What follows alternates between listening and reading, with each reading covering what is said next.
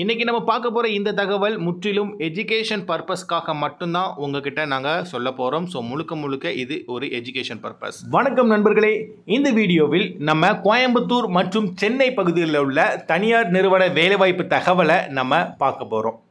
இது முற்றிலும் விழிப்புணர்வு மற்றும் தகவல் அறியும் நோக்கில் மட்டுமே பகிரப்படுகிறது அப்படிங்கிறத நான் உங்கள்கிட்ட தெளிவாக சொல்லிக்கிறேன். அதாவது எஜுகேஷன் பர்பஸ்க்காக இவங்க கொடுத்துருக்கிற இன்ஃபர்மேஷன் என்னென்ன இருக்குது, நமக்கு பயனுள்ளதாக இருக்குமா இல்லை பயன் இல்லாமல் இருக்குமா அப்படிங்கிறத சொல்ல போகிறோம். பயனுள்ளதாக இருந்துச்சு அப்படின்னா நீங்கள் பயன்படுத்திக்கலாம். கரெக்டுங்களா? ஃபைன். முதலாவது கம்பெனி நேம் கொடுத்துருக்காங்க, நோட் பண்ணிக்கோங்க. மேனுஃபேக்சரிங் பிரைவேட் லிமிடெட் அப்படிங்கிறது.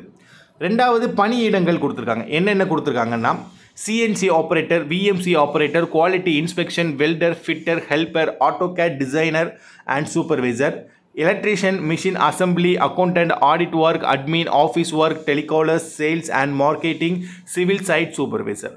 இது போன்ற போஸ்ட் கேட்டகரிக்கான இன்ஃபர்மேஷன் தான் இப்போது இந்த நிறுவனத்திலிருந்து பகிரப்பட்டிருக்கு. கரெக்டுங்களா? அந்த இன்ஃபர்மேஷனான விஷயங்களை தான் இப்போ நம்ம பார்த்துக்கிட்டு இருக்கோம்.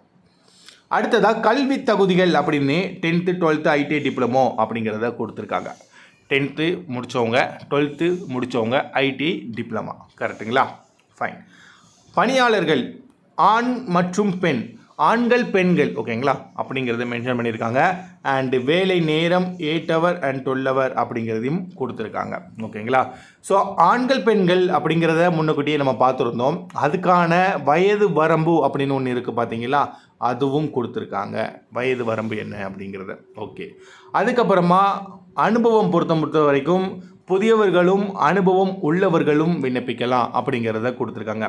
புதியவர்கள்னா ஃப்ரெஷர்ஸ் அப்படிங்கிறது அர்த்தம். கரெக்டுங்களா? So freshers and experience. Okay. அடுத்ததாக சம்பளம் பொறுத்த மட்டும் வரைக்கும் இந்த ரேஞ்சுக்குள்ளே நமக்கு இருக்கும். அனுபவத்தின் அடிப்படையில், அதாவது ஃப்ரெஷராக எக்ஸ்பீரியன்ஸாக அந்த கேட்டகரியை பார்த்து சம்பளம் அப்படிங்கிறது நமக்கு நிர்ணயிக்கப்படும்.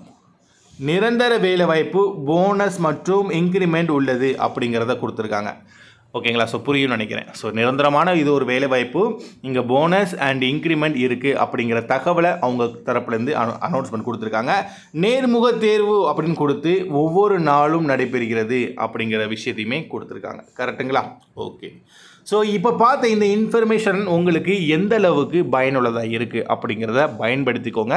கரெக்டான எலிஜிபிள் பர்சன் யாராவது இருந்தீங்கன்னா நீங்கள் பயன்படுத்திக்கலாம்.